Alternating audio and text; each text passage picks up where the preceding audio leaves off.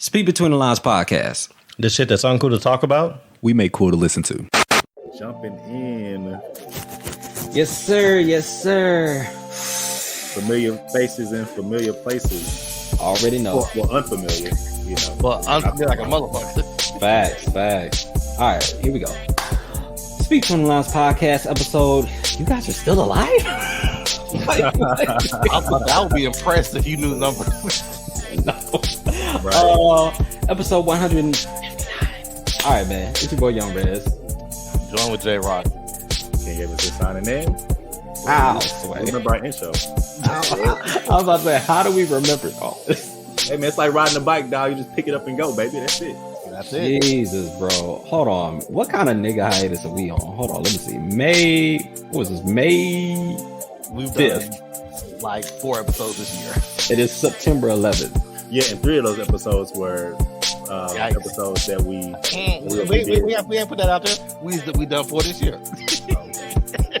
And 2 of them weren't even ours. Shit, 3 of them hoes probably weren't even ours. Hold on. Let me go back. 1 second. This year, really? It's September. 1. That's not Isn't that us. long? That's not us. Okay, that's us. Yeah. That's Shout out 1. to Number 2. That's 2. Oh, okay. We pod. That was in December. Hold So on. what happened? So name them out. Name them out. You got to name them out. So name them out real quick. We are trifling. All right. So check it out. So we did Hard Truths, Hard Lessons. That was November 27th of 21. Oh no, I meant this year. Right. No. I'm gonna get to this. But this is how trifling. It's a build up. So we went from November 27th to December 17th. Okay, we podding now. That's the name of the episode. I don't know how we define podding, but okay. So we labeled the title, okay, we pod now, December 17th. We did not pod again until February 5th. And it was called Good Grief. And we probably said that because Valentine's Day was coming. Damn. And then after Good Grief on February 5th, we didn't drop again until April 2nd, bro. Was April 2nd Amber and Amber? No, that was what did the 5 fingers say to the face? That was the Will and Jada Chris Rock debacle. Oh yeah, I remember that. And then after that, April 2nd, we didn't drop again until April 20th, which was War of the Sexes. And then we didn't drop until May 5th, which was part 2 of War of the Sexes. Hey, we had 2 episodes in April though. We gotta give ourselves some credit. That's crazy. That's crazy. We had 2 episodes in April, baby. Yeah, April. but we weren't responsible for those. But they're there and they're on our there. platform and they were downloadable and being able to listen. Did we not put in on it? I mean, we did put in on it. Technically, so we've had 2 episodes that we're solely responsible for in the year of 2022. I mean, if you want to put a negative spin on it like that, Are folks missing us though? Because typically when we go ghost, like a Kikyo hit us up, be like, "Yo, what's good? Where y'all been at?" I think he finally abandoned us. Bro. No, we're done. We're done. There will be 3 views on this: one from Ave, one from Rocket, one from me. We just gonna post it out there and just see what sticks. See if somebody gets that notification. That's funny. And that Speak Between the Lines has dropped a new episode. They gonna be like, "Who is this?" Who? Right. Like, oh, it's a new pod that just came out. Right? Yeah. it's gotta be a brand new one. They sound like they really know what they're doing. Man, long time, man. What y'all guys been up to, man? Oh, Rock. Man, this work for me. I'm work. You know, this is actually a genuine question because though we haven't been potting, we really hadn't kicked it much since At all. hiatus. I mean, me and Rock, we went paintballing. Rudy, we met up a few times for drinks or whatever, but we didn't really just kicked it. I think Juneteenth was the last time we were all together. Y'all came over here. That was. Yeah, man. So yeah, we really ain't really been kicking it like that, which is crazy. When I tell you this past year has been all about work for me, that's all my whole focus has been on. This work, make sure I get everything together because like this was my 100% class for training. Mm. So it's like if I'm not at work, I'm at home reading over material, making sure that I'm ready for the next day. So work has been literally all consuming, which is pretty interesting when we talk about today's subject. But oh, how the tides have turned. I know, right, man? So do you miss your old position? No, No, No, you don't. no chance. No, you don't. No, I mean that's because some people they get into leadership positions, right? Or they just promote and they realize that the work is more strenuous and you don't have as much time freedom and the work life balance is off. And they be like, damn, man, I kind of miss just sitting at a desk a little bit. You know what I'm saying? From a responsibility standpoint, oh God, yes. Because it's like in my previous position, it was my time was my time. Like it still is now, but to a certain degree, it's like, okay, well, I have to worry about Monday. Yeah. Versus in my previous position, once 5:30 hit, you out of there. We out here. We ain't doing nothing else. Yep. I'm not touching no laptop. I'm not touching no email. But now it's like, I do as much as I can to get ready for the next day, but still I have to worry about the next day because I'm the one responsible for tomorrow, which is insane. But yeah, it definitely hits differently, but I wouldn't go back. You wouldn't go back? Mm-mm. That's good. Nah. You don't know who's listening to this episode, bro. So take pride in your position, dog. Yeah, tread carefully. Facts, right? We should probably say that this whole episode. Like, we should tread carefully because Rock came with a pretty interesting topic today, Facts. which I'm actually really interested in talking about because I've thought about this quite often. I'm gonna be uncut with mine because I don't really care. Right? I'm pretty straight. When y'all find out what the topic is, I'm like, oh, that makes sense. Oh man, that's good, dude. Man, I am proud of you, Rock. I am too, man. For real, though. I think that's a huge step. So, were you still talking in front of people and everything, right? Every day. So wait, when you said 100% class, what does that mean? I'm responsible for all the training. Oh, you mean like it's not tag team? Yeah, correct. Wow. Oh, you stepping up. Mm-hmm. So, do you got to come up with the training material yourself? Oh no, it's already there, but I have to know how I'm going to go over it, how I'm going to make sure people understand it, how I try to make it fun for other people, and all that. So, that's dang, that's different. Oh, yeah. You a big boy now. Yeah. It's definitely different. Hey, a name brand associate, man. I'll be telling y'all. Facts. How often are you going to have new classes? What's the rotation like? I'm not sure, to be honest with you. Because with everything in the world, everything's changing. So we'll see. Yeah, man. Yeah. COVID tried to spin the block a little bit. I caught it again. I just got off of it not too long ago. Yeah, man. Dang, I didn't even know that. Man, nigga, yeah. We gonna stay virtual for a minute then. You say what? We gonna stay virtual. Yeah, he was. No, I just let's go over there. Yeah, let's not go to A place, go kick it. Hey, I got to take COVID. Wait, what? Green dots on the door. Like, man, yeah, I just caught that shit again, bro. I was mad, dude. Because I work from home, so I don't really go anywhere. Like I'll go skating, but I haven't been skating in months. Well, maybe I ain't gonna say months, but it's been a while. But the girls, man, they just bring shit home. They go to school. School started back, and they just start bringing shit home. People get sick, right? And then Lonnie caught it. No, Ash caught it. Dang. Yeah. Yep. How was it this time versus the first time? Much lighter. It was much lighter this time. The first time I caught it, I was down bad. And that was after being vaccinated. I had both my vaccinations and I was still bad. This time it was like, I don't feel good. I should test. I don't think I have it, but I don't feel too hot. Like I had a temperature of like 101 one day and then it left. And the next day I was like, maybe I should test. So I went and tested and I had it, but I felt fine. Right. Something that I was just carrying. So yeah, this time it was much lighter. It was much lighter. But yeah, man, I had that messed up. So I would definitely say get it now. If you ain't got it, now's the time to get that out, bro. No, but it's crazy the tone shift because it's like now it's like, yeah, it wasn't that bad. But like 2 years ago, it's just like, yo, that was a death sentence. That was a wrap. Armageddon. Yeah, I remember when both y'all had it in the height of the pandemic. I was like, oh shit. Yeah. No, dead ass. I thought I was checking out. I ain't gonna hold you. I thought I was a wrap. Like, yeah, because Rev caught that mud during the snowstorm. Yeah. We lost power. The night I caught it, we lost power. Yeah, that's crazy. Well, no. I shouldn't say the night. I already had it. I just didn't know. Yeah. Yeah, we lost power right away. I'm like, all right, this nigga fleeing the state. What was that nigga name? Ted Cruz on his way to Ted Cancun. Cruz whole ass. Fleeing the state while I'm sitting here dying. I'm like, oh my God. Like LeBron James, 1, 2, 3, Cancun. Facts. Facts, bro. Man, yeah. So, but other than that, man, I ain't really been much up. I ain't had much going on that I can really talk about now. Yeah. But everything has been cool. Everything's been cool. We've been slow rolling, slow coasting over here. You know, Lonnie's in kindergarten now. She's in a new school, so yeah. How she liking it? She likes it a lot. She's a people person, so her getting acclimated to a new area and meeting people, that's not something that she has a challenge with. And it's a magnet school. So like the curriculum is a little bit more strenuous, which she's been all right with. I think they're starting the students off light, just kind of see where everybody is. Right.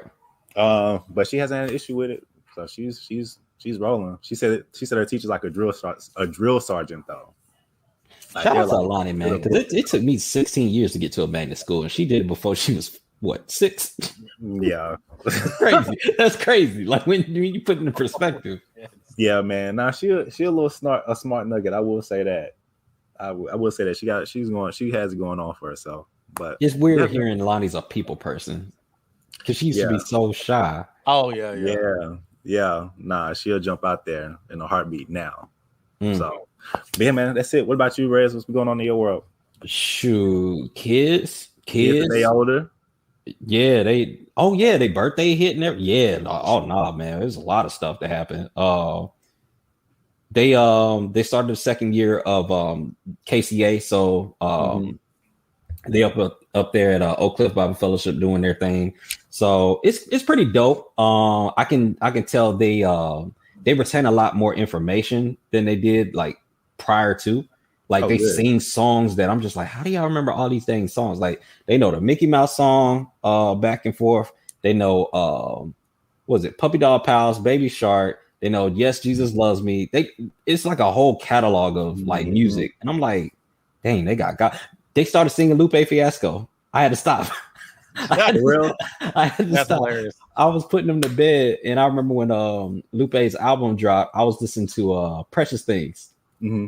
And I didn't have my AirPods, so I was just letting it rock while I was getting them ready. Yeah. And my son walked out. He was like, "These precious things are the things that we love." I'm like, "Oh my God, like, do not sing that with your mom." I was like, "Son, start off right. I like it." Yo, that was crazy. They pick up, dude. They pick up. There's a few songs that I listen to. I just picked up at the skating rink, and I don't realize like the lyrics until Alani starts singing them, and it's like, well, hold on, like you can't be singing that. Yeah, like, different. There's this Osley's Brothers song that's smooth as hell called "Move Your Body," and like I'll listen to it because they play at the rink, and so I just play it in the car, and Alani be like, "I like the way you move your body." I'd be like, "Alani, bro, you can't sing this, dog." I thought he was gonna be like Lonnie was like, "Nook, if you buck." No, I got to turn on to that too, though. I got to turn on to Snucky You Buck, man. That's hilarious. Shout out to you, Ave. I did just because football season's starting. Might as well get this out of the way. A's team, the Dallas Mavericks, during basketball season had the upset of the year. Shout out to y'all. Y'all destroyed Phoenix Game 7 and lost to my Warriors a week later. But that's not the point. That's not the point. Y'all killed them. So props to y'all. That'll probably be the biggest playoff moment of your year because I'm pretty sure Dallas isn't going to do much. I'm telling you, bro. For the Cowboys.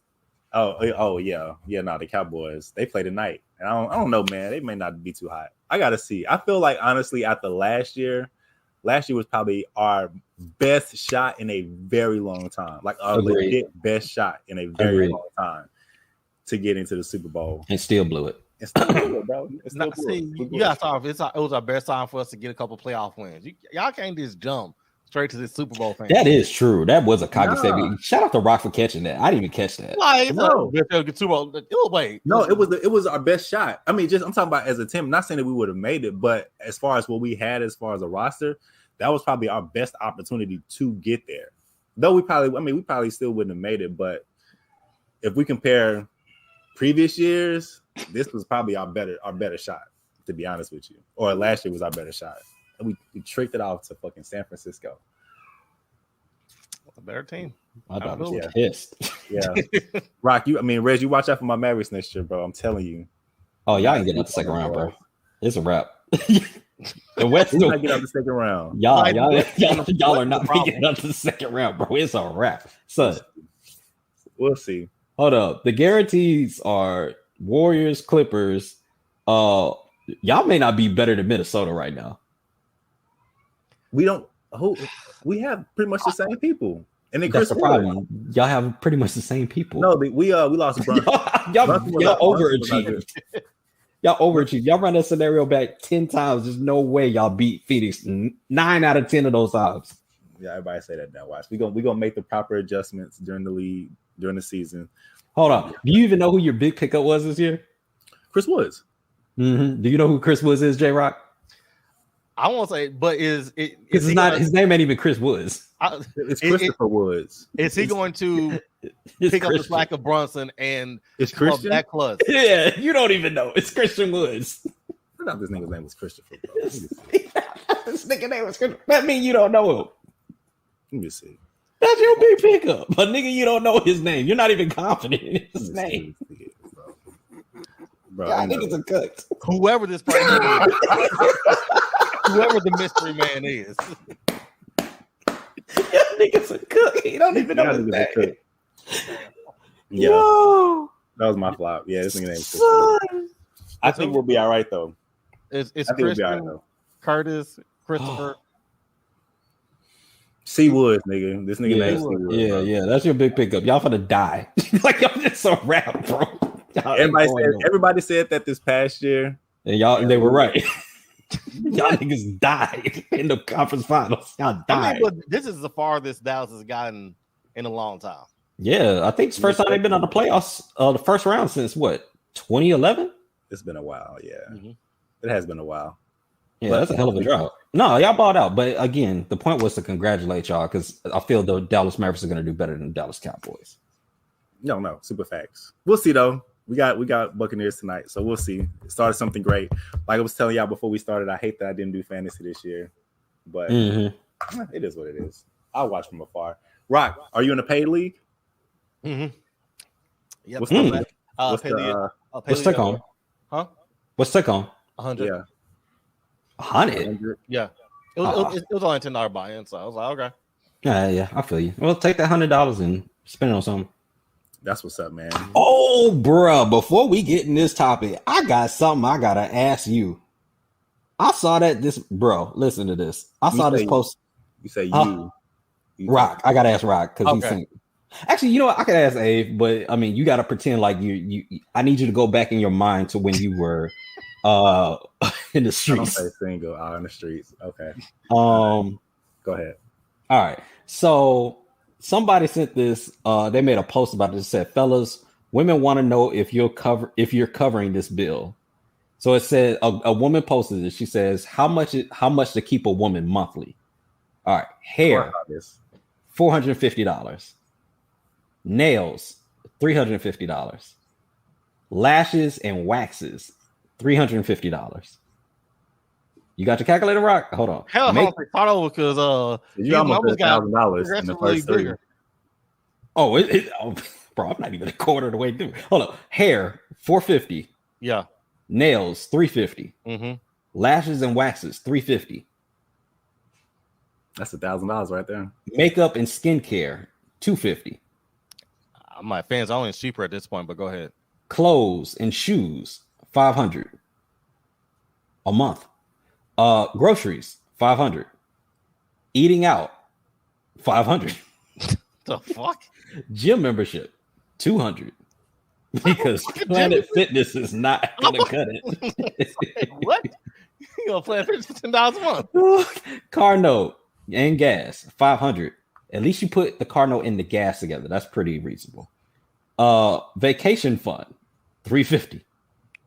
Phone bill for her one line, $200. She went Verizon, clearly. Medical insurance, $400. Don't you And then- take care of that shit? And then don't you jump, take care of that. Oh, you think this person works? Is that what you're saying?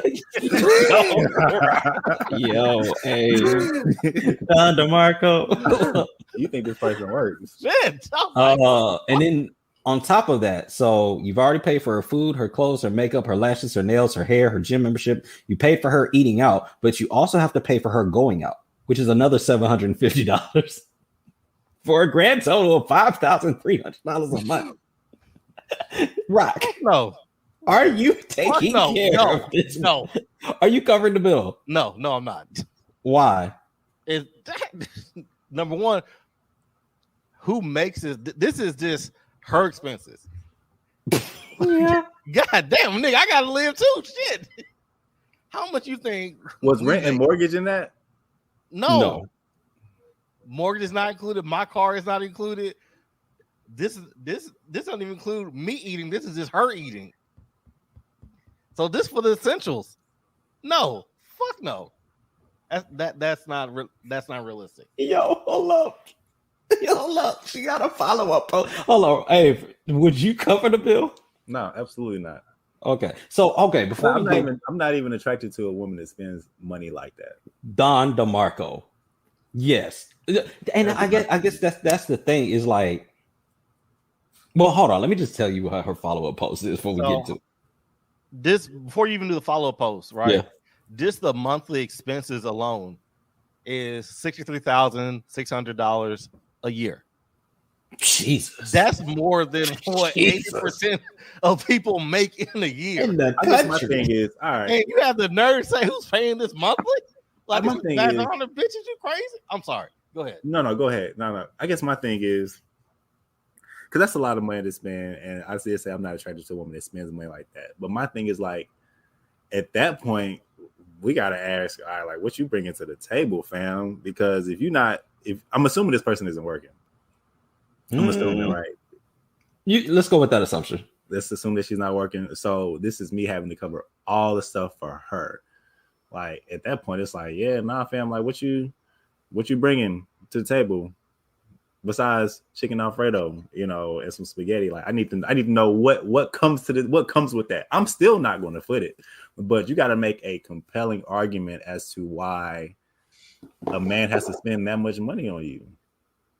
And it can't just be because you look good. Like, it gotta be that part. Yeah, like what is it in Full Metal Alchemist, the law of equivalent exchange? Mm-hmm. What's the equivalent exchange for? Yeah, bro. Like, what services are you rendering that could possibly amount to $63,000 a year? Facts, because it can't be, I cook. Okay, I can find food cheaper. You know what I'm saying? I can find somebody make food cheaper for me. Oh, you can hire a personal chef for cheaper than that. Budget. I can get it for cheaper. Yeah, like, the sex. I can get sex from anywhere. Like, what makes your sex so special? You know what I'm saying? So it's like, what do you bring to the table at that point? Because that's a lot of bread. Julia Roberts ain't even get offered that much in Pretty Woman. That's all I'm putting out there. Bruh. And that was a breakout role. Yeah. she made plenty. She made that movie plenty of money. Yeah, like, are you providing me the connections I need to make money to be able to afford this lifestyle for you? Like, that may get you there, but if you made $100K, you're working just for her lifestyle alone. That $40K doesn't even that $40K is taxed, bro. Yo, if you're making $100K, they eating 30 to 40% of that. So that's taxed. Yeah, you ain't got no write-off. They sure are. That means you're paycheck to paycheck. And if one of those, if you make six figures a year with those expenses just for her, right? You're homeless.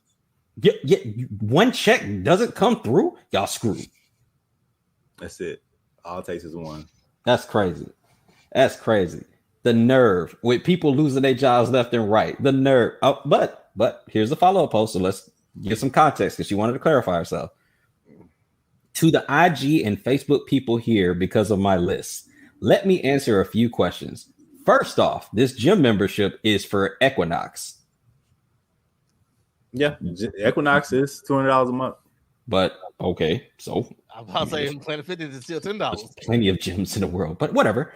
Number two, Fitness gets you a premium. You can go any location for $50. What are we talking about? What does Equinox do? Homegirl that you're reading us, she's the one. Those are her expenses. Those are her expenses. Okay. And I guess I think now. what happened is she got flamed, and then she wanted to provide further insight. Okay, let's see what she has to say. And I'm okay with that. Let's give a fair shot.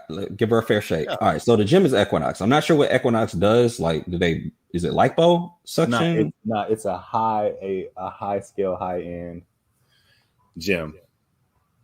That's what it is. So is that for networking, for like to build relationships?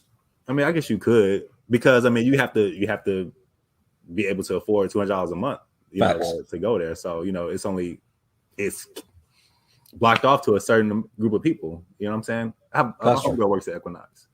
So yeah, so they're gonna be in Highland Park. They're gonna be in Frisco. They're gonna be in those areas. You know what I'm saying? You ain't finna find an Equinox in Duncanville or shit like that. You know what I'm saying? Or in South Oak City like that.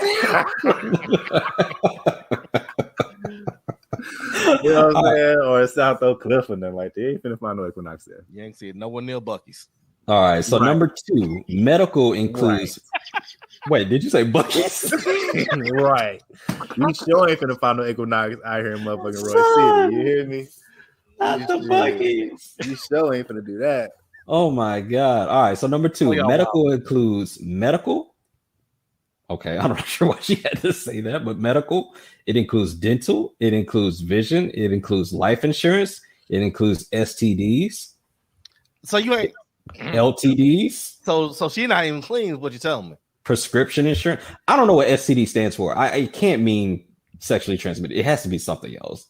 I'm going to give her the benefit of the doubt. If she's working out at Equinox, I would assume she's not just saying like I got STDs. Hopefully. What's her name?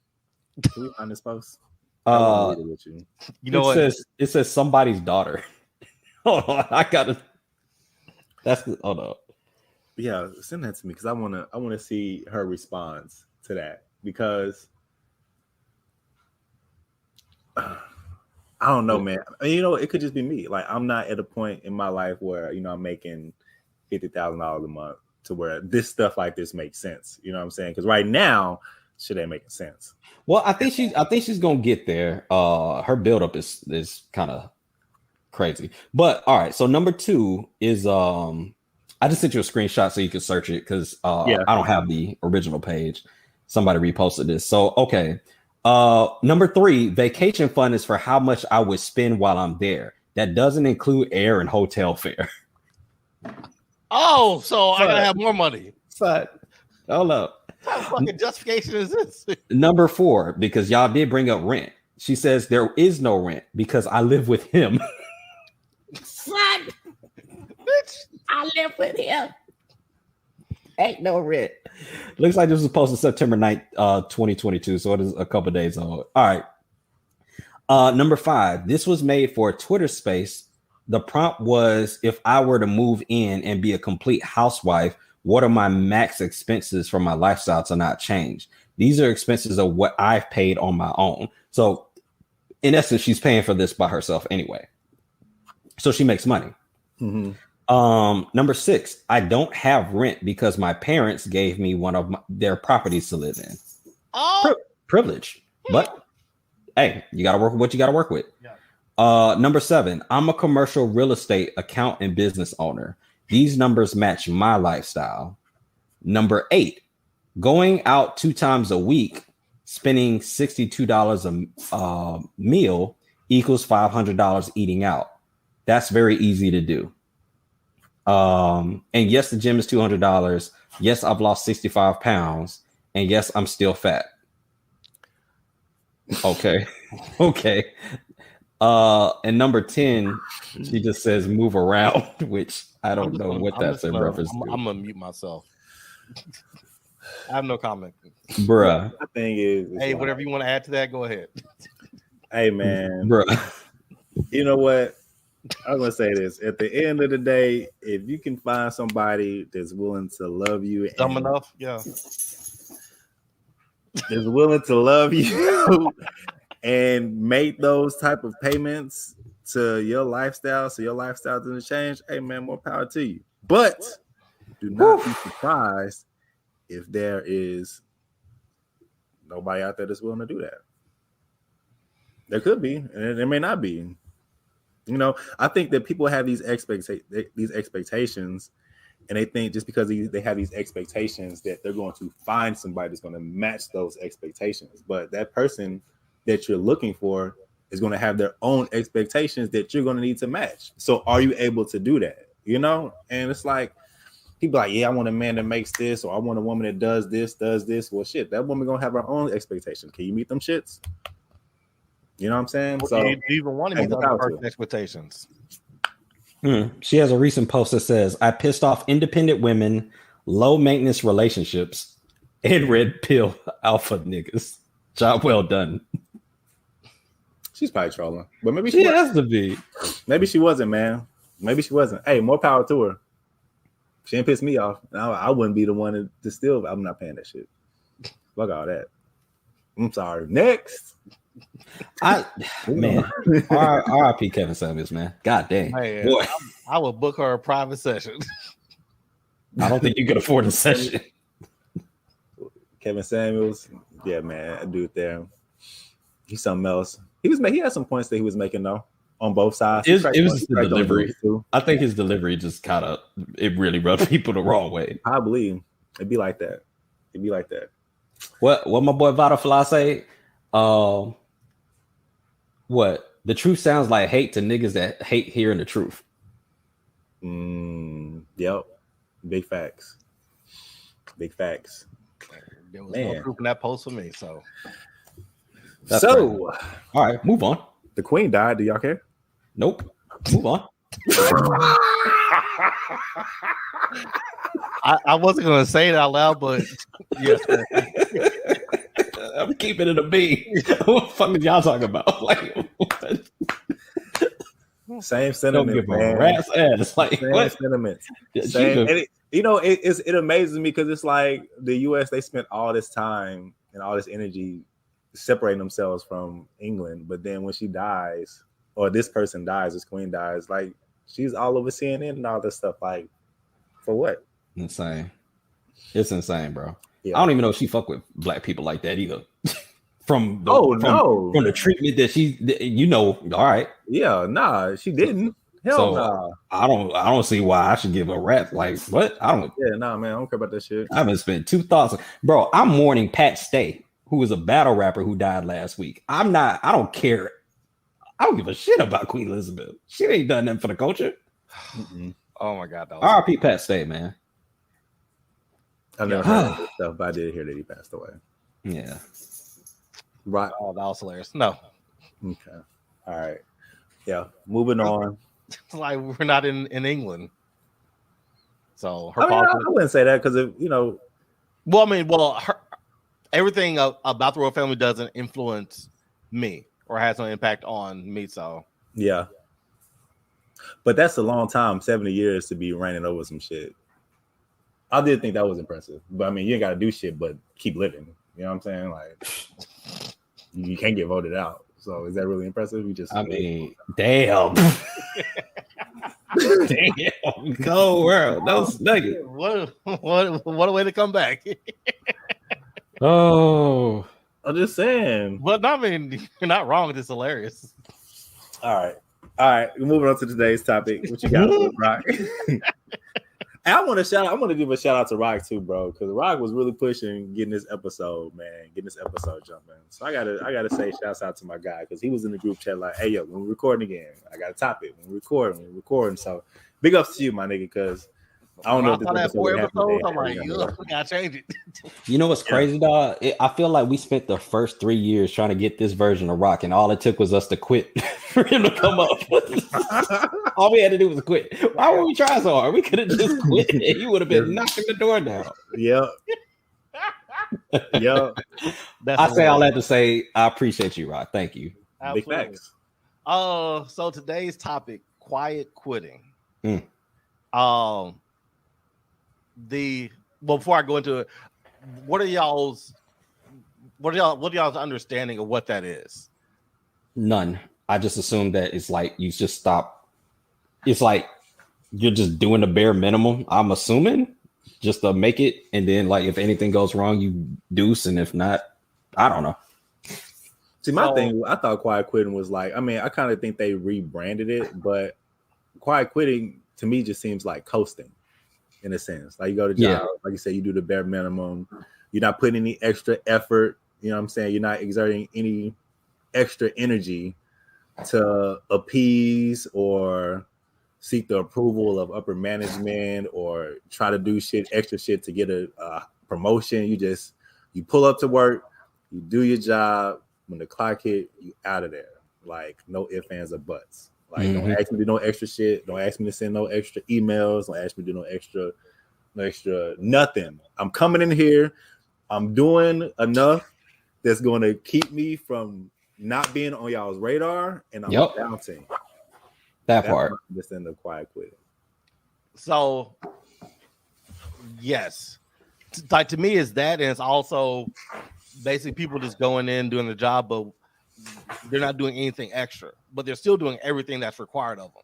Yeah. So it's like, I know there's some people have a persona of it as people coming in and slacking or just not doing all of their job, but it's like just doing your job. But when quitting time hits, I'm done. Out of there, Jimmy. So like the shit I've been doing for the past year, the opposite of that. Right. Basically, the polar opposite.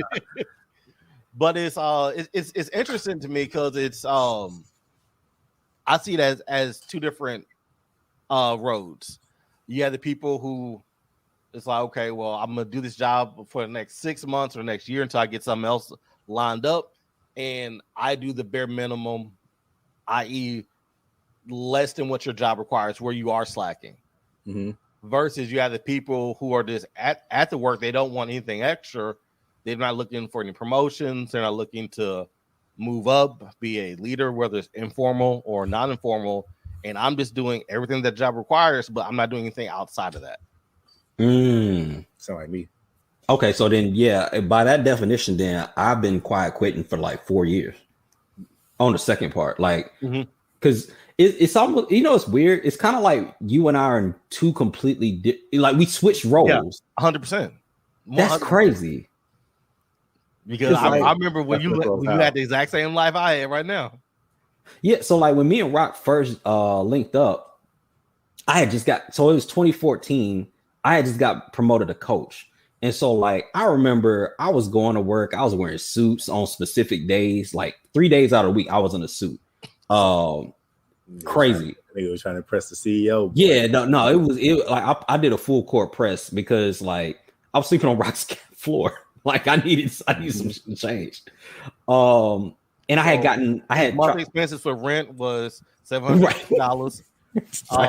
His electric portion of the monthly expenses was another $75. I'm sorry, Rez, go ahead. No, it was real life, bro. Like I was sleeping on Rock's couch. No, I was on that blow up bed with the holes in it. I remember that.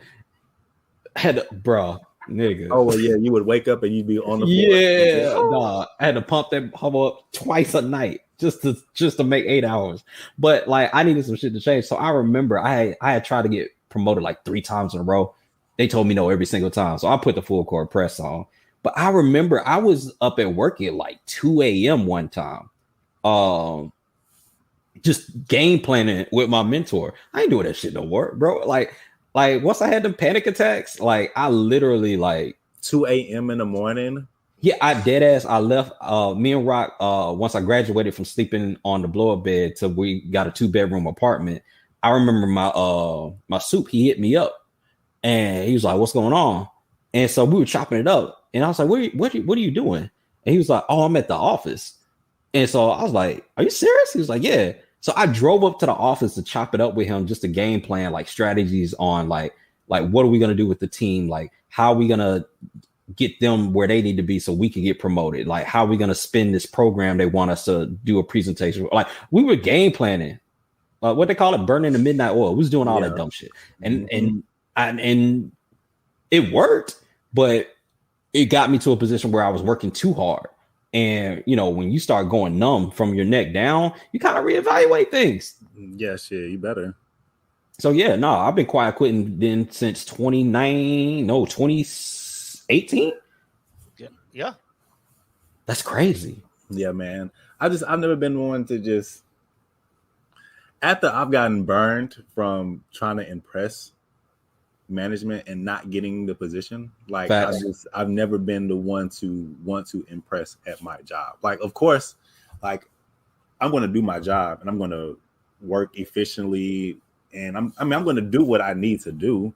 Right. But even in past jobs, it's like, nah, like I'll bust my ass, you know, looking for that promotion or something, or looking for something, a pay raise or something, and don't get it. But then I've had it to where, like, the VP of a company would hire his friend ain't been in insurance in 10, 15 years, but then all of a sudden getting paid more than me just because he's the friend of the VP. And then when you go to the VP, now it ain't money. So it wasn't money for the raises before he came, but then your boy came, but there's money to pay him more, but not us. Like, nah.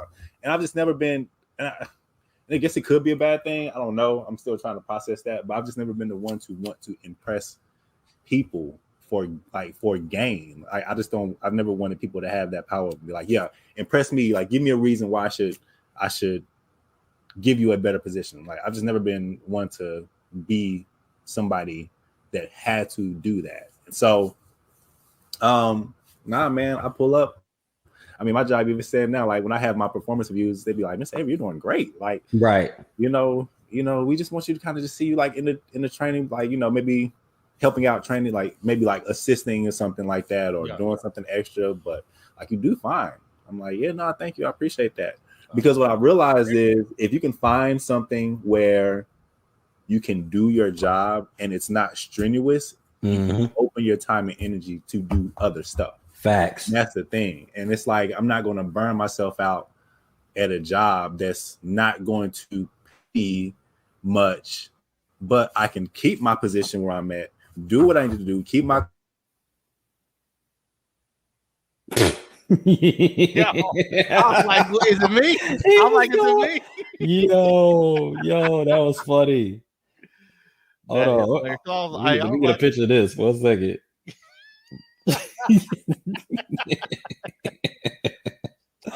This is why I love in the virtual life. Moments like this is life for me. I bet he's still going. Yeah, he's still talking. I can hold up. Freeze game. You still talking, ain't you? Oh, that is hilarious, son. All right, but while he gets his life together, no, I feel that. Like, I feel like. Well, I don't remember the quote. Remember when we was doing personal development? They used to say things like, "You do the things you don't want to do, so you no longer." It's like something like, how does the saying go? It's like you. It's basically you sacrifice to do the job that you don't want to do till the day that you don't have. You make enough where you don't. Yeah, that part. And I feel like honestly, for the company that I've been with, like. I've given them a lot. And I didn't really get, like, I got rewarded, but I didn't get rewarded because it's like, I got the promotions, but then they put you on salary, right? And when I got put on salary, I was giving them way more hours than what I was actually being compensated for. So technically, I was losing money because I was spending more hours up there that I wasn't getting paid for. And it was kind of like either you do this and keep the job, or you don't do this and somebody gets sued, or you get in trouble, or, you know, like your license is on a lot. So it was just a lot. And, you know, stepping back from what I was doing, it's weird how God works, because it's like I got the raise even because remember I tried. So when I had my panic attack, remember I tried to oh, you back? Man, yeah, bro. Go ahead and finish what you were saying. I don't want to cut your knowledge off, King.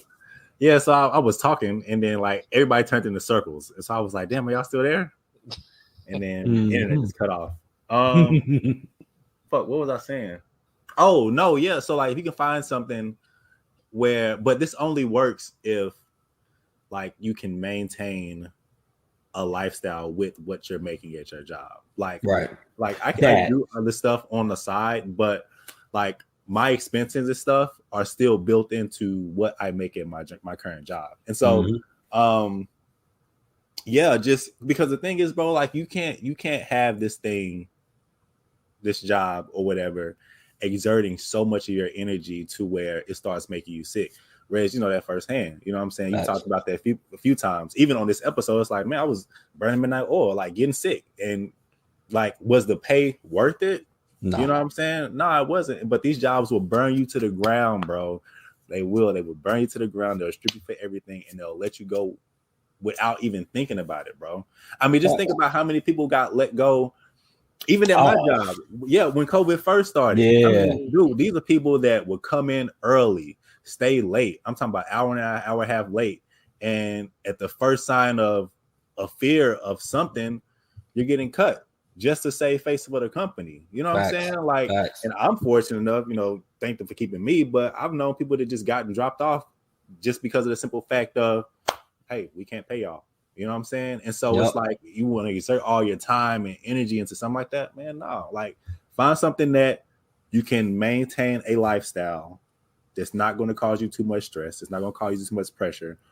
But then you have the freedom, at least mentally, to focus your time and energy on other stuff, whether it's building something for yourself, whether it's spending time with family, whether it's working on your mental, your physical, like all that stuff, because all that shit still matters. Right. You know what I'm saying? I think because we're getting older, especially us three, like we're getting older to the point to where it's like health, like that shit, you know what I'm saying? Like that shit really start seeing the effects of it. The older you get, like when you're in your 20s, you know what I'm saying? You can eat hot Cheetos and shit and do all this stuff and not really feel it. But now, you know, shit. Like when you stressing at work, your body tells you that you're stressing at work. You know what I'm saying? Like when you eating bad, your body's telling you like, hey, nigga, you need to chill the fuck out. You know what I'm saying? So that's just my thing. Is it's like quiet quitting. It's coasting. You know what I'm saying? I'm probably like a expert in coasting, dude. But I get my shit done.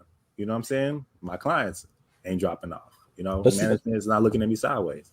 So, but see, here's a slap in the face, and this is what I was just telling Rock about corporate America. At least, you know, my experience with it is like, so I did all that midnight oil burning to get that position, that promotion, right? But then they put me on salary. Well, once you're on salary, it's like I was losing money because the demands that the job put on you, it's not an 8 to 5. And they tell you that when you're actually interviewing. They say, hey, they say a 9 to 5. They said this is a 9 to 5 job, right? Because the workload is so much, you're going to be here after hours, but you're on salary now. So now they're kind of pimping you out. So I was literally like, and I told y'all this, I was working 8 to 4:30, leave for an hour, come back, work from 5:30 to like 10 o'clock at night. And I did that for like 3 months in a row. Easy. Like, and yeah, I'm not getting any extra for that. But then it's like, if you don't do it, they hold it over your head like, hey, you know, you're going to be in trouble because this could be a lawsuit. Somebody could get sued. You could lose your license and all this stuff. So now you got that pressure. But then the slap in the face was I took a step back, right? I put up so we get rated from 1 to 5, right? I put up a 5 in a lower position and got a 9% raise. So I was making more at a lower position doing my regular stuff than I was at my higher position when they were stressing me out. I kept putting up 5s, anywhere between 4.5. I haven't been less than a 4.5 in like maybe 5 years. But one of the last times they did a increase for your pay, they straight up told me, they said, hey, Rudy, you put up like a 4.7 something, right? So I wasn't a 5, but I was like close. They said, well, you're getting close to the ceiling, so we're not going to give you a raise. Huh?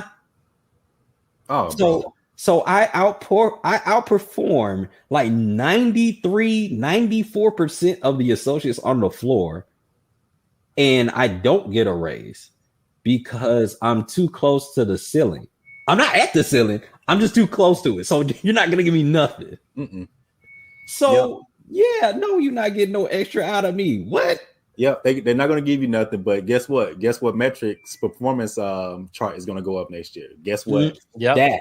You know what I'm saying? That like you're doing good now, but We're not gonna give you nothing, but you know what? You still have to perform better next year. Facts.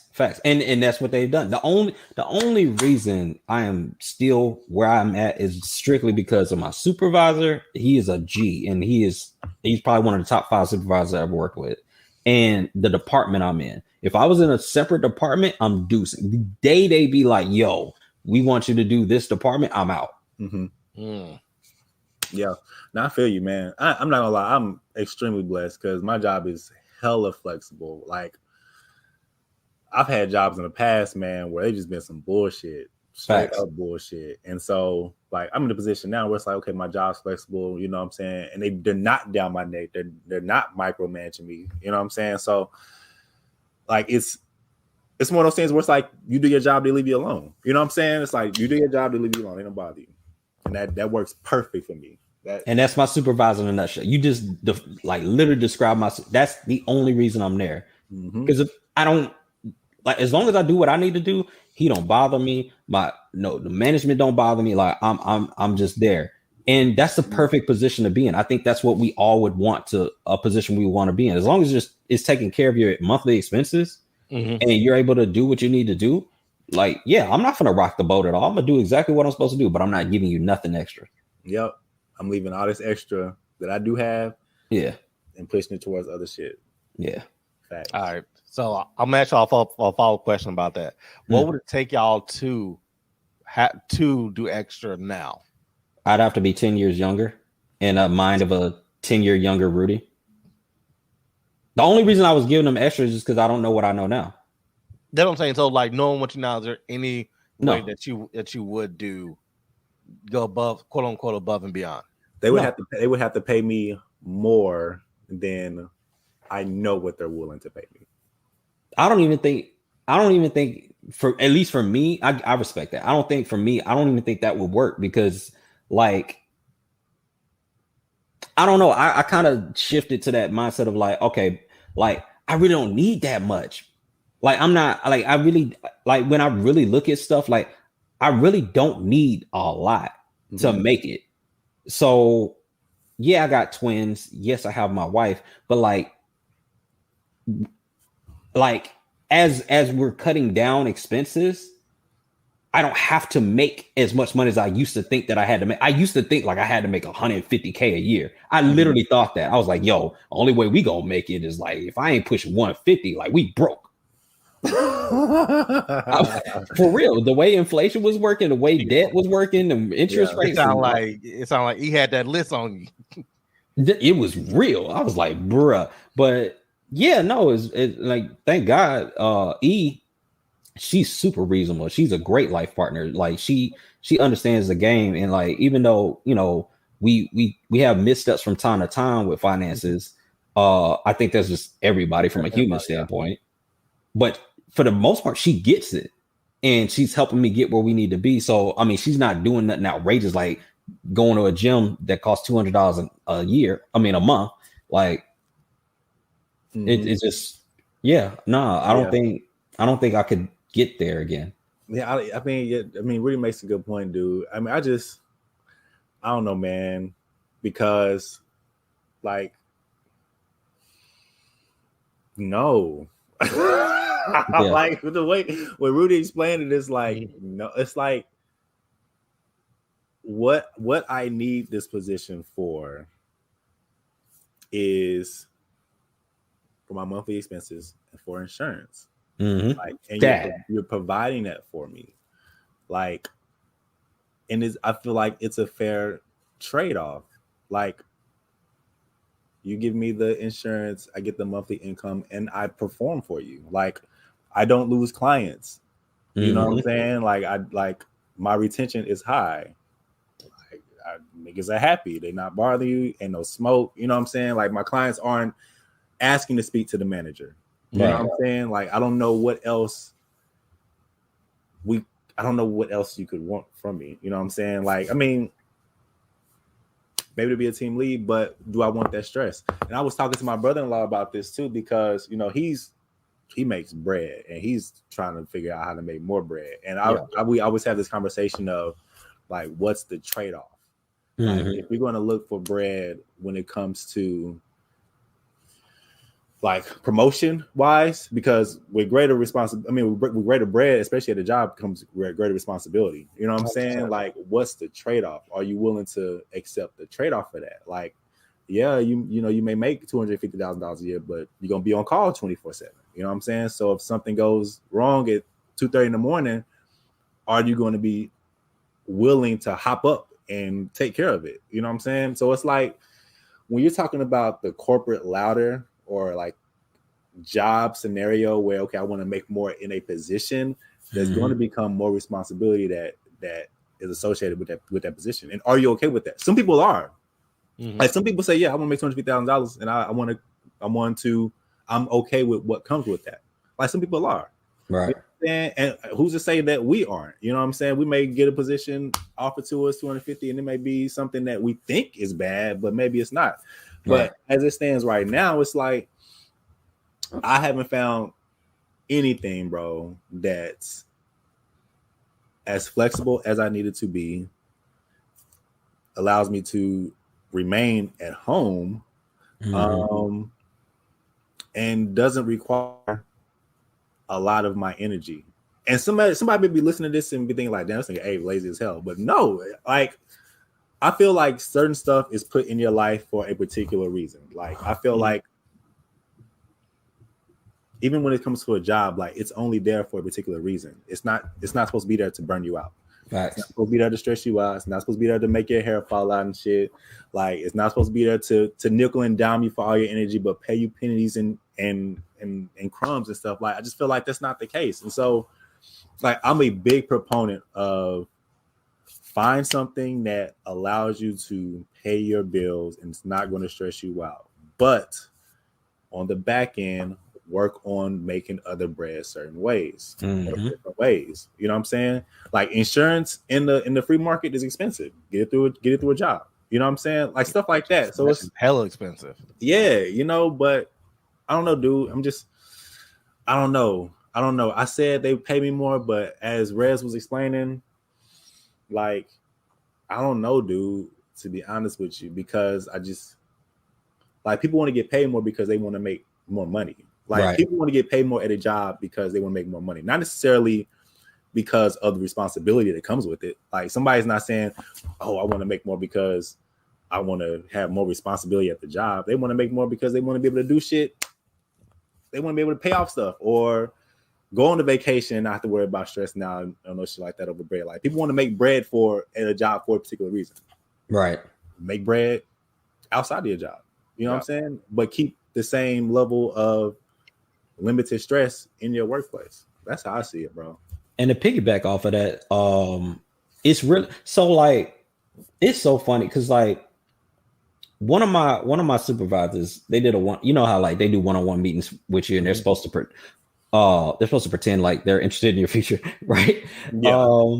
And so I had one of those conversations. Fortunately, this person actually did legitimately care about it because they told me not to do it. But they want me to be a supervisor, right? They got a special program that like speeds you through where you can become a supervisor, and they need people to be supervisors because they're losing supervisors, right? Because of the environment that they've placed them in. So it's almost like going back to Rock's question of like, what would it take? Like, I think it would take me being single with no children. Because that's the only time I was in the mindset of doing that. Because if I go up, I'm going to be on salary. If I'm on salary, that means that I don't have control of my time. They could put me on any schedule they want. I could be working the midnight shift. So when I have kids, it's like I'm sacrificing too much because I may not be able to spend the time with my kids that I need to. And at the same time, I'm not spending time with my wife like I need to. So I'm sacrificing the relationships and the growth for a paycheck that's going to be taxed at 30 to 40%. So I'm not even eating the whole check. So it's just like the pros and cons when you start. And then I got to deal with the politics of like, okay, I'm the supervisor. I have to deal with management making decisions that I don't agree with that now affect the associates on my team. And I have to deliver and massage the message to con them into doing what management is doing that I don't agree with. It's a lot. It's a lot. Like when I'm eating too many cons from the family, from the social dynamic of my team that I'm responsible for, because they have to trust me as their soup. So if I deliver a message to them, they know it's bullshit, but they know I gotta deliver this. Yeah. So it's just a lot. And then I'm not in control of my Nah, bro. It just I honestly, like, I'm not at Abe's level. So Abe is at a level where it's like he makes money outside of his job from a multitude of ways. I'm not that. But what I can be at this point is I can manage the expenses that I have right now and at least eliminate them systematically to where, okay, I may not have gotten a raise, but I gave myself a raise by eating off of debt. Facts. So now my check stretches longer. So I don't need management to give me a promotion and put me on salary because I'm just stretching this check that I got now. Yep. And that's the best way to do it and start it, man. Start it at the crib first. Like if you got that with shit, Rudy, you've been knocking this shit out like it's nobody's business, bro. Like that's where the raise starts. You know what I'm saying? Managing your own finances out the house. Like shit, start there first. That's where I started anyway, too. Like I knocked out all type of debt. You know what I'm saying? And like that's where your raise can come from. Man, yeah, dog. I think this pandemic has really like slowed people down and really made them think about like life and their finances. I mean, people got sick. You know what I'm saying? People saw people die. You know what I'm saying? I mean, how long was just the death ticker on CNN every day? That was insane. This whole COVID thing, this whole pandemic thing gave people just a new perspective of like life isn't promised. I mean, they've seen people be perfectly healthy, fall ill to COVID, and then die a few days later. You know what I'm saying? People have known people to battle all type of illnesses, bro, and then just lose the battle to COVID, you know, and just to have the world stop, allow people to really sit back and think about, okay, what's really important to me, right? Like this company that I've been working for ages has now just let me go. You know what I'm saying? Like, but I've given my blood, sweat, and tears to them. Like, you know what I'm saying? I'm staying up late. You know, I'm staying at the crib. I mean, at the job late, family at the crib, kids getting older and shit. And I'm dedicating myself to this job that has now just let me go. And now I'm stuck at the house. I can't go nowhere. Ain't shit open. I'm on unemployment. You know what I'm saying? Like, what really, like, this is the time that I think about, okay, like, what really matters? You know what I'm saying? And I think corporations are really realizing that. That's why this whole quiet quitting is even becoming a thing, because these corporations are realizing that people aren't going to break their necks for them. Like they don't care about people. When I say people, employees don't care about impressing you. They don't care about what your bottom line is. They don't care about the company meeting or exceeding expectations. Like they don't care about that. Their life is more important. And COVID has made people realize that. Like your life is way more important than any job, any check, any job, any check that you get from a job. Your life is way more important than that. The people around you are more important. I've realized that too. That's one thing that I've kind of discovered is like, you know, we try to build we have this idea of generational wealth, right? Like, oh, we got to build this legacy and this financial just rock for generations to come, right? Like I want my kids to kids. And I saw this one post, dude. This dude was killing. He said that, what did he say? He was like, I'm so sick of the generational talk. Like people want to just devote themselves to building generational wealth and spend all their time and their energy on creating generational wealth. But my daughter got a soccer game this Sunday. Am I really finna miss a soccer game for a generation that I don't even know who they're going to be?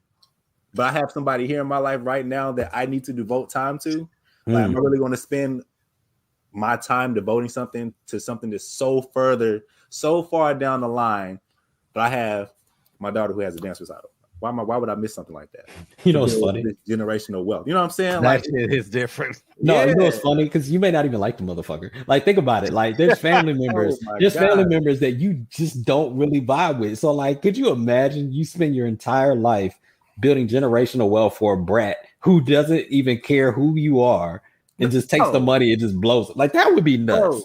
Bro, ain't gonna visit me at the nursing home, bro. Ain't gonna make sure I got the pens, bro. Facts. This nigga gonna jet off of my shit. I'm the one that built that for them. Like, nah, that's funny. I got people here in my life right now that needs my attention, bro. I'm gonna give that attention to them. And then when Alani grows up and she has her own child, you know what I'm saying? And then that's when you pass that knowledge and, you know, any inherences that you may have. But like this idea of generational wealth, I think as a society, that in itself just puts so much pressure on us, just generational wealth, because we feel like we have to be the one that do it. Yeah, we have to be the one that is the person in the family that does it. But facts, no, we do. Yeah, man, generational wealth, that shit is a group effort. Like, I can't just do it myself. You know, Rock can't just do it himself. Wrestling can do it himself, bro. Like, it can start with you, but bro, that shit, like, bro, it's like, called generational for a reason. Yes, exactly. Like, niggas are born into that shit. You know what I'm saying? Like, that's just what it is. So, I don't know, man. The COVID, and we kind of we not out of it. It's spinning the block. Monkeypox tried to do something, but that ain't really been a thing. COVID kicked monkeypox ass. It's just like, nigga, this is my block. Yeah, for real, man. But I don't know. I just like this mindset. Pandemic. Yes, yeah. I don't know. I just like this mindset that people are in, dude. Like, they're not letting corporate America drive their lifestyle, and I think that's really important. You know what I'm saying? Because you ain't finna get the gold watch and the pension that. Oh, that's gone. Yeah. You know what I'm saying? Like, you ain't finna get that shit. So what are you working towards? Yeah, I definitely get that, because, like, for me, like, obviously I'm doing a lot of extra shit, but it's like I'm still trying to chase something. Like, you want to grind, bro. Yeah, so like I'm trying to get to it, but it's an end game in mind. It's like, do I see myself doing this forever? Not really, but it's like, but I know it takes hard work to get to any point. Yep. Rock, I'm gonna tell you, like, just outside looking in, like, you're paying your dues. Like, you're where we were, like, prior to, like, meeting our spouses. Like, if I was single and I didn't have kids, I'm pretty sure I would probably be doing the exact same thing. And like, just in your own personal journey, like, there was a period of time where you were just dormant. Like, you weren't really active, like that. Well, now you're on your shit. Like, you're active now. Like, these last couple of years, like, you've been on a roll. So, like, you're paying your dues now. Like, we were paying our dues way back then, and now it's just like, all right, we paid our dues. We see what we need to do now. So we gotta make a shift. Like, you're in the grind, and then the crazy thing is, your grind may take you to a point where 6 figures is nothing to you. Like, because as a trainer, especially where you at. Like, you could go to Virginia, you can go to other states and really, like, put some gas under this fire. Like, you could really bankroll a lot, especially if you build your rep. So, like, no, there's nothing wrong with you doing that. I just think that, you know, the fact that you have a goal in mind and you know where you want to go, that's the key. Yeah. A lot of us, honestly, were just doing it because we were just told to do it. Oh, shit. It wasn't really much to it. It was just like, oh, well, yeah, I need to make this money. Why? So I can go vacations and everything like that. Well, how are you gonna go on vacations if you on salary and you always at work 24 hours a day? Yeah. Could you imagine being on vacation and being on call? Oh, that happens. That happens to people. Shit, yeah. Hell no. In fact, and Rudy made a good point. Like, don't confuse what we're saying with not still having goals in mind. Like, just because we're choosing to coast, or just because coasting, or what is it called now? Quiet quitting. And that's one that, because like what we're talking about is we're still doing our jobs and doing it at a high level. We're not talking about people who are just slacking off and being 1 day late from being fired. No. If it's a scale of 1 to 5 and you put in 4.7s and 8s, like you kind of there.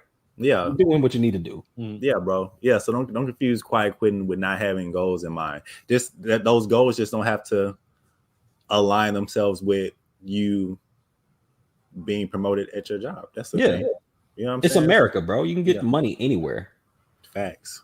The goals don't align with like my goal, and I'm pretty sure a lot of people's goals when they're quiet quitting, at least if they're doing it responsibly, I would assume, is that they're not aligned with the company. Like there was a time where I was super aligned with the company and that shifted. Like we did this. And like my goal is now aligned with my family. The money is just a resource. I can get the money anywhere. Comes from the job. Facts. The job's just, hey, you handing out checks. All right, cool. I'm gonna take this check. I ain't giving you nothing extra. But if you start acting dumb, I'm gonna take my ass somewhere else and start getting checks somewhere else. But here's the thing. I feel like honestly, the job shouldn't even fault you for doing that. Like if the job description says that you gotta do A, B, C, and D, and you do A, B, C, and D, then what's the problem? My retort to the job is, look, bro. Because I've had this conversation in meetings where they were like, hey, you kind of took your foot off the gas, right? Because people know. Like they're not stupid. You stop volunteering for shit. You know, you stop like just coming out of nowhere checking on people and anymore. It's like, man, I ain't heard from you in a while. You took your foot off the gas. Like, bro, you get what you pay for.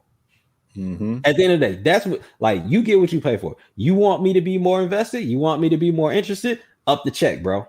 You want me to take up my responsibility? Up the check, bro. If not, as long as I'm doing what you're paying me to do, I don't owe you nothing else. Yeah. This is a contract. So speaking of that part, because I've had a couple conversations with people about this. The contract part is where I get a little upset about it. So because the people who I know who are extremely against it, I'm like, okay, well, so based on my job description, I'm doing 100% of my job because you want me to do A, B, C, and D. I'm doing A, B, C, and D. So I'm giving you 100%. Right. And people who I talk to are against this whole concept of people can come in and do their job and just cut it off. They're like, well, you need to be giving me 130%, and you give me 100% is less than what it was. What less is less than what's required. But I'm like, but my job duties say these are my responsibilities. Right. It doesn't say I have to come in late. It doesn't say I have to stay late. I have to do anything outside of work. But I know a lot of people who have that mentality that if you're not giving 130%, if you're not doing the intangibles, the walk around taking them on people, you're not doing all of your quote unquote job. I guess my question to that would be like, okay, so when you're with the person that, and I would ask them this, like, okay, so the person that you're stating that to, is that person the exception or the rule? Like, are you saying that if you're not giving 130%, you're not doing a job to the person that's the rule or the exception? Because the exception is the person who's going to do that. The standard average person is not going to do that. And then my other question would be like, okay, well, how much percentage are you giving me? So from the conversations I've had, that is their standard for their employees, the people that they are over, to give 130%. And anything less of that is considered you not doing all of your job. Cool. Well, then my standard for people that I'm under is to give me 130% of my income. So you can up that check, and then I will give you that extra 30%. You're not gonna pimp me out you're basically trying to get me to do retail work at wholesale prices.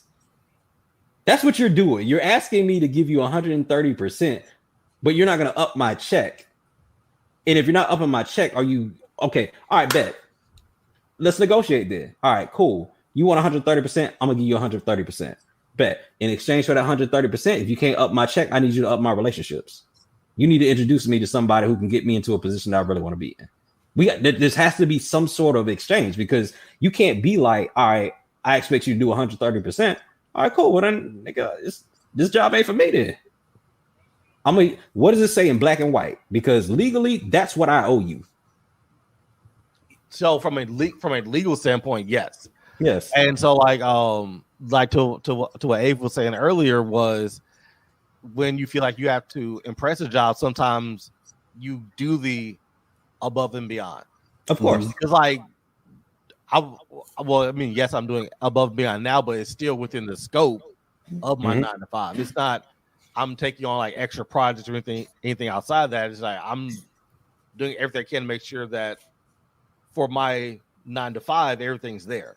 Right. But when you take on stuff outside of that to make sure that you're there 30, 45 minutes early, staying late, when you're answering emails on your weekends, days off, and you're doing all these outside side projects, if that's what the culture is basically the culture and what the standard is, I'm not required to give you anything else because you're just doing your job. But that's just the culture of XYZ company is that everybody has to do that. So if you're not doing what the standard is, you're not doing your job. So when somebody's coming in just doing 100%, to them it's like you're doing 70. That's cute. I mean, that's a good spin. I mean, I'm not mad at them for spending that, but I mean, I think that's one of them times where you just like it depends on like who you are, because like if you're a culture setter, like as far as like not a culture setter, but if you're a vital member of the team, I'm assuming Abe is frozen. I have to assume, like, because oh wow, no, you're not frozen. No. Yo, when his eyes just looked up into my soul, that scared the shit out of me. That was crazy. I was looking up a concept that I want to bring to y'all, but I want to get y'all's point across. I was like, he's not breathing. He can't be breathing. But that is funny. I lost my point. Shoot, go ahead, Abe. All right, so to switch it up, have y'all heard of like quiet?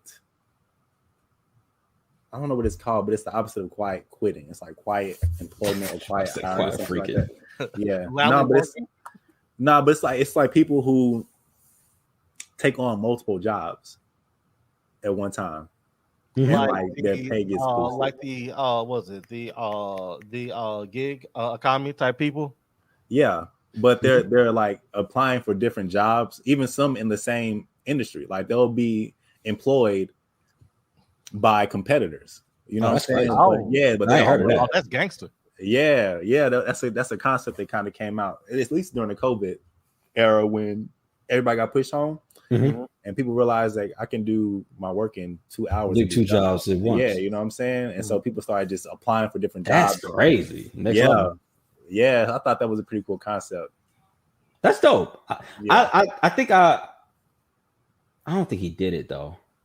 I think I know one person that may have tried something like that. Like they were doing. No, he did do it. He was working his regular job, and I think he got on with some company, but it was like contractual. Like it was like sporadic work. It was like the work would come in, but he wouldn't know when. Yeah. So like he'll be doing his regular job and then he'll get a job on the side and just say, hey, we need to do this or evaluate this. And then he would evaluate it, but he'd still be at his regular job.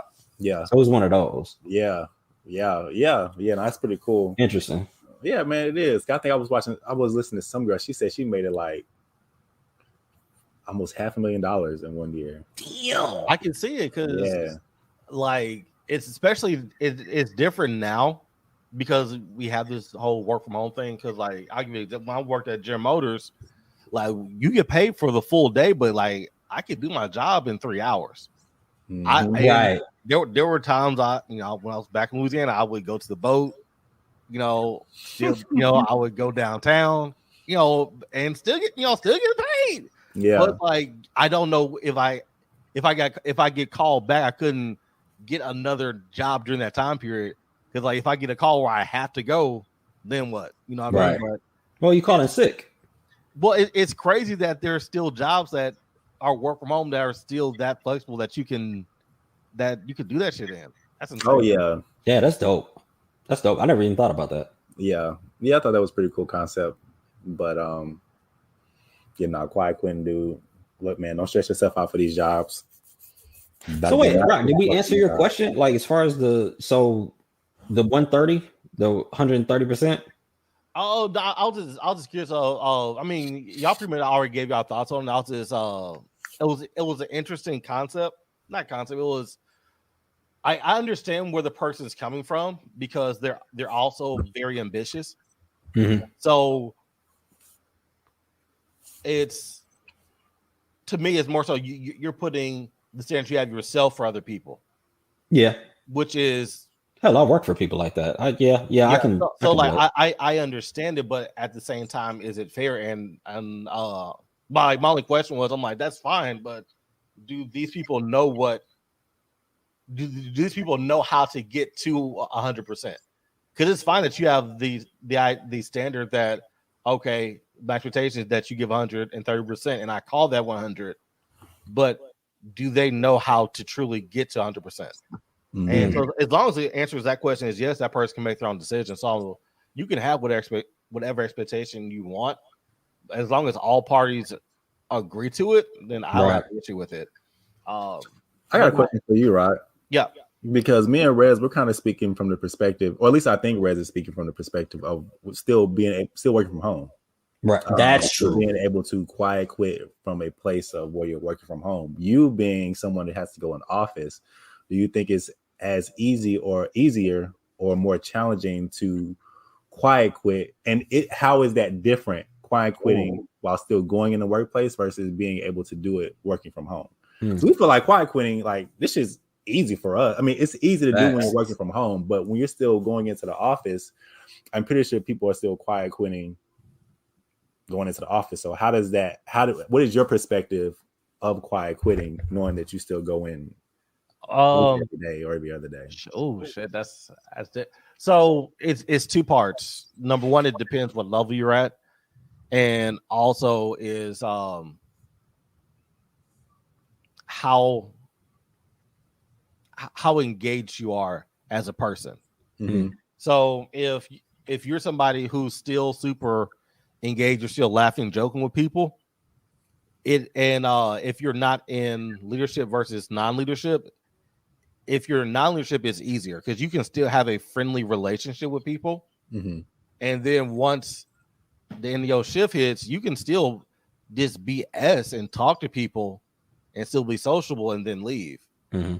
Versus if you are antisocial and you don't talk to anybody, it's harder to see it because nobody's going to see a difference in the personality. Because if you're working, I feel like, okay, you're at your desk, you're not talking to people on your team unless they engage you. You're not talking with members of management unless they're talking to you first. So you come in and you go. As long as your numbers support it. Yeah, I mean, what it goes like. It's like how can you tell versus somebody like Rez who was like very social, talking to people, going checking on people, and then once he starts like, oh, I see a difference. I don't see him as much. Oh yeah. Well, yeah, because it's 5:30 now. Yeah. So it's time for me to go and bounce out. Hey, it's 8:00 at night. It's time for me to go home. So it's like for people who are more sociable, sometimes you can see it more because you can see a difference in behavior. But from a leadership standpoint, it's hard. It's I don't see how you can do it from a leadership standpoint. Because from a leadership standpoint, it's no longer about you. If you care. That's the caveat. Oh, yeah. Yeah, if you care. I mean, because some people don't care that it's not about them. I know a lot of people in ICS, bro. I mean, I know a lot of suits, bro.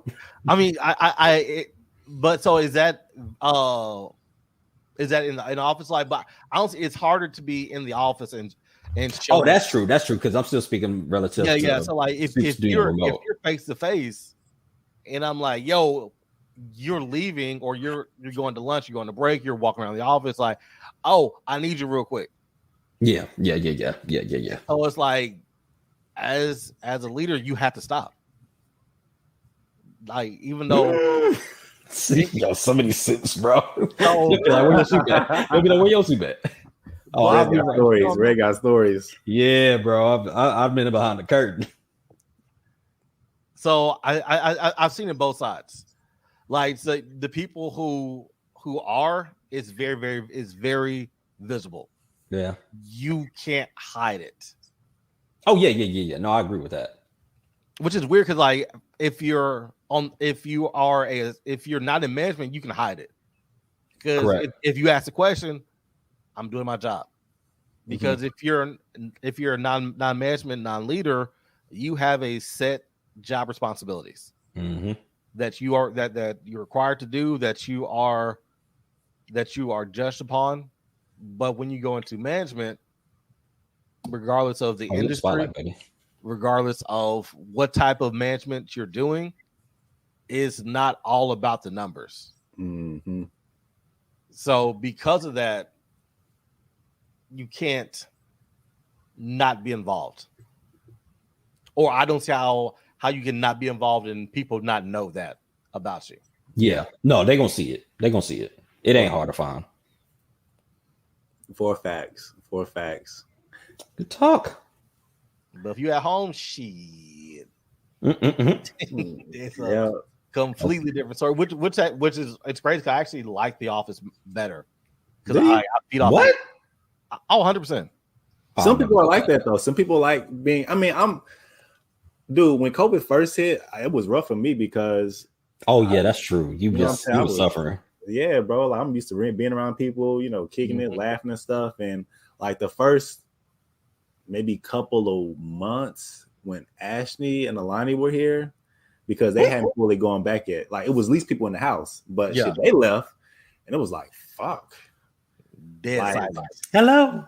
Yeah, it's like me and the dogs is quiet. Like my homeboy Red, we would hop on FaceTime every now and then. Well, now we kind of probably talk a lot. And then, me and Rez, we would talk a little bit. And then, like, we kind of started doing the podcast during the lunch hour a little bit. But, man, it was like, that shit was rough. Yeah. Like, dead silence in the crib, that shit was not okay. So I can understand Rock, like, being in the office. Because there's, like, a sense of you where if you get up and leave the house, like, you kind of have this feeling of, like, purpose in the sense. You got shit going on, like, like, I'm going somewhere, I'm gonna do my job, I'm gonna do whatever, and I'm going back to the crib. Like, you work from the crib, dog. You roll over, you know what I'm saying? Hit that power on that laptop, dude. For real, like, I rolled over and just opened my laptop some days. You know what I'm saying? Because I can't, and I think there's a sense of that where it just kind of just makes you lazier, But I agree with that. I mean, I wouldn't trade it in the world still now. I mean, I don't want to drive to Richardson every day like I was doing, staying away in the fuck Roy City. You know what I'm saying? No, saving gas. I also live close to work, so it's not. Yeah, it's really convenient for you. Yeah. Yeah, like you could walk to work. I don't know what type of shape you think I'm in, but I think the greatest effect COVID's had on me and working from home is my wardrobe. Because I was talking to Erica about that this morning. Like, I don't have clothes anymore. Like, back when I used to go to the office, like, I used to have hella clothes, like dressed up outfit. Like, bro, I don't have shit to wear. I'm wearing a white tee right now, bro. Like, that's it.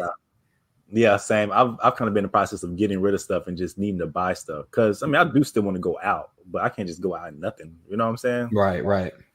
You want to be able to wear something nice. So, yeah, I do get that. My wife like, yeah, can I buy you some clothes? No. I'm trying to pay some shit off. Buy me nothing. How's that going anyway? I know y'all been kind of rocking and rolling. You know what? Just as a tease, let's do that in another episode so we can actually be responsible and do another episode. Facts. All right, cool. Rocky, got anything else for us, man? Last thing, and then we gonna jump out of here. Because it's semi on it. The people who I know who are driven by money, they say for them anyway, it's not about the money. It's about the money is a sign of how much the job respects you. Okay. So I had to sit on that one for a while before I could actually really respond on it, but I understand the concept because going back to what y'all were saying is once you have enough to live, the rest doesn't matter. So like once you're at the point where all your bills are paid, you know that, okay, my expenses, let's say is $2,000 a month. I'm bringing home $2,500. So all my expenses are covered. All my play money is covered. And I still have an extra $500 on top of that. So I can see how people switch from the mindset of I need to make money for the lifestyle or for I want to buy X, Y, and Z to it's just being a symbol for them. Mm-hmm. Because your means and your needs are already taken care of. So to me, my thought process is you have to find a different value for money. If it's no longer a need at that point. Yeah, see, I've always had that thought process of like how much money I save is how much I respect myself. I kind of come from that angle, but I get it. Kinda, it's just like, nah, nigga, how much they pay you is probably not how much they respect you. It's probably how much they can get away with. It's not really like, because I mean, if you think about like, I don't know if they ever like, I don't think this is common, but I remember one time like it's probably like 2013, 2014. My soup pulled us aside in a group and he was like, hey, I want to show y'all how much money y'all processed as far as claims. It was like May. And I think I did like, I was just like, you fucked just under yourself up with that. Huh? You messed yourself up with that. No, it messed me up, bro. Because I think when I first started working there, I think I was making like 32,000 or something like that. I wasn't making nothing. And I think I processed, it was like May. And I think I had processed like just under $500,000. So it was like $400,000 worth of claims. Right. And I'm looking at my production. I'm like, wait a minute. I'm like, this nigga's paying me like $37K. You're moving a lot of money. And I'm moving a lot of bread right now. You're moving a lot of money. And so I'm like, wait a minute. So even if I was a supervisor and supervisors make $100K, well, just imagine you have a team of 6 people that are all moving $500,000 in 5 months. Mm-hmm. So 6 times 5 is what? 30? So that's 3 million. Mm-hmm. You're only paying me 6 figures though. Yo. So do you really respect me? Like I'm still making 6 figures. I'm managing 6 people who are moving $500,000. I'm gonna tell you some math that's gonna mess you up. So all right, shoot. Let's say for a perfect example, somebody comes in for a tech job, right? Yeah. And let's say they start off $50K. Yeah. You have a supervisor who's responsible for 10 people. Mm-hmm. Just on the production value of those associates, he's responsible for $500,000. Right. Outside of what they do and outside of the value that they bring to the company. Facts. So once you add that on top of it, how's he not making $500,000? Mm-hmm. Like he'll be responsible for close to $1 billion. And that's why I go back to my original point. I don't think the amount of money that a company pays you is a sign of how much they respect you. I think it's how much they can get away with paying you. Because as you increase your value, that's when negotiations happen. Because they don't want to pay you the extra money. Because that's money that could go to profit. You're forcing them to pay. Like Kevin Hart, not Kevin Hart. Dave Chappelle forces Netflix to pay him that. Oh, yeah. Netflix ain't just, well, damn, Dave, we really value you. Like, we really respect you. We're going to give you a 10 special deal for $500 million a piece. No, nigga. Like, he demanded that, and they're like, yeah, bro. All right, we got to cough this money up. He knows what he's worth. Yeah. Yeah. And that's the thing. It's like the old saying is not, it's like you paid your value that you add to the marketplace. Right. But who is it to say that somebody tells you what your value is? You need to be the one to be able to tell people what your value is to them. Look at this dude. Look at this dude. What are you doing? Huh? What are you doing? You want to be a podcaster, bro? Let him come on here. You want a podcast?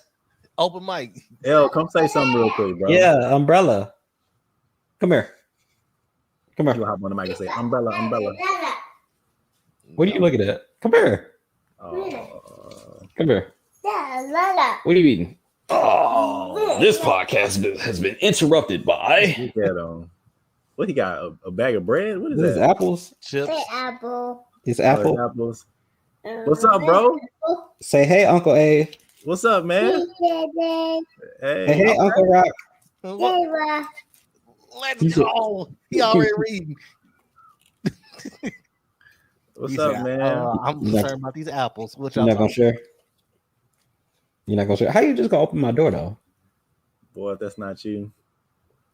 Man. Yeah. That's not a little Rudy. Yeah, he is. And they already the same height. That's insane. That is insane, bro. Shout up on your ass, bro. With the quickness. You want to go say hey to mommy? Here, go say hey to mommy. Watch this not work. Go show mommy your apples. That's hilarious. Go show mommy. Close the door, bro. Bye-bye. Bye-bye. Close the door, bro. Bye-bye. He's not gonna. Bye-bye. Bye-bye. The crazy part, he actually thinks this is working right now. Bye-bye. He do. He's standing right there at the door. Bye. Ain't going stand by to in him. the next 15-30 minutes. Yep, exactly. Good job, bro. There you go. Watch him open this door. He might That's come hilarious. high again. Yeah. Anyway. But yeah, dude, it's not. I mean, yeah, the whole saying is like, yeah, man, you know, you make what your value is to the marketplace. But that's kind of twofold. One, like you were saying, Rez, like you have to be able to show people and negotiate your value, like what Dave Chappelle did with Netflix. But at the same time, like that's only half the coin, because you know how much valuable information I've gotten from people who don't make any money, bro. Bars. You know what I'm saying? So it's like, so what do you determine as value? Like money is really only one determining factor of value. And it's not even a good one, because you can inherit a lot of money. You know what I'm saying? Not everybody is on this rags to riches journey. People are born into bread. I'm sorry, Abe, that's called fake news. Everybody knows it. Everybody knows all that. Forget all that. People are born into bread. Everybody knows it. Go ahead. People are born into bread, dude. And it's like, that don't make you any more valuable than somebody who can pass like an abundance of knowledge, dog. Mm-hmm. You know what I'm saying? So that's powerful. Yeah, dude. Dang, I like that. That was a bar. Man, so I'd be ready to say stuff, but I have this one phrase that I say, and I can't say it because it's going to get me in trouble. I can't say it. I'll tell you what it is. I'll tell you what it is off the podcast. I can't say it. This is the one that'll get me in trouble. I can't. All right. But yeah, man, that's all I got. All right. Move on. All right. That is all I have on this topic. Bets, man. Nice little topic to come back to, Rock. Shout out this is a good to you one. once again, my brother. Absolutely. Straight up. Got the Cowboys, man. Hey, man, before we bounce out of here, dude, today is September 11th. Which was crazy. I did not realize that until we were about to record. Yeah. I'm like, damn. No, I looked up and you put the date there, and I was like, oh, I forgot. Because I remembered this morning, and then it just didn't even dawn on me. I was like, oh, man. Yeah. I didn't realize it until I typed it. I was like, oh, shit, that's insane. Yeah, man. So definitely sending remembrance to that situation. It's wild because it's like, it was so long ago, but this is one of those situations where I can remember exactly where I was when it was going on. Yep. Like exactly where I was. I know the people I was with. I know the teacher I was with. Yeah, facts. That's the one of them things that stick with you. So yeah, man. So that's been going on today. It's been interesting kind of watching the news juggle 9/11 and then the passing of Queen Elizabeth. It's like that is priorities. Yeah, what's priority, right? And it makes you think, it's like, okay, how much do you value 9/11? Because tomorrow y'all gonna just be talking about Queen Elizabeth all day again. Because it's old news from their standpoint. from their standpoint, right? It would have been funny if it wasn't this. It would be 9/11 and FBI documents. Yep. All the same day. Yep. Yeah, facts. Yep, emails, all type of shit. So, all right, man, let's get up out of here, dude. We got anything else? But Hillary, looking at. Hey, man, you saw her merch? Her new merch where she has a hat that says "But her emails." Son, No, son, hold up. I'm buying a hat. That's hilarious. But her emails, yeah. Oh yeah. Oh my god, she called. That's funny. Yeah, man, let's bounce up out of here, dude. This is good comeback, good comeback episode. And if there's anyone out there, knock, if there's anyone out there that's listening, let us know what your thoughts are on quiet quitting. Have you experienced it? Are you for it, against it? You know what I'm saying? What's your thoughts of it? And I guess we get out of here, man. I got time to get some food with my Cowboys. No, you're right. You had it right the first time. We're gonna do our thing. Man, yeah, but if there's nothing else, Mr. King say. God dang! My man, butcher the outro, bro. A signing off.